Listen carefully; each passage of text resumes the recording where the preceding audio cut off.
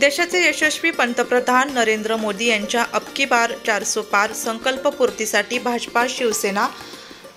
राष्ट्रवादी काँग्रेस, रिपाई आठवले गट, महाराष्ट्र नवनिर्माण सेना, राष्ट्रीय समाज पक्ष, युवा स्वाभिमान व मित्र पक्ष महायुतीचे दिंडोरी लोकसभा मतदारसंघाच्या लोकप्रिय उमेदवार केंद्रीय आरोग्य राज्यमंत्री डॉक्टर भारतीताई प्रवीण पवार यांना कमळ या चिन्हासमोरील बटन दाबून नागरिकांनी संवाद साधला। यावेळी जनतेकडून मिळालेला उदंड प्रतिसाद हा पाठबळ देणारा आणि विजयाचा मार्ग प्रशस्त करणारा असून दिंडोरी लोकसभा मतदारसंघाच्या सर्वांगीण विकासासाठी कमळ या चिन्हासमोरील बटन दाबून प्रचंड मतांनी विजयी करा।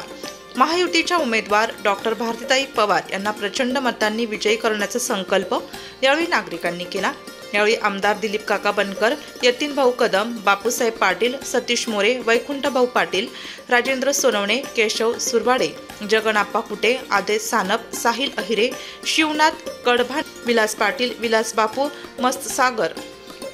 शिरीष बापू गडाख, वकू शारे,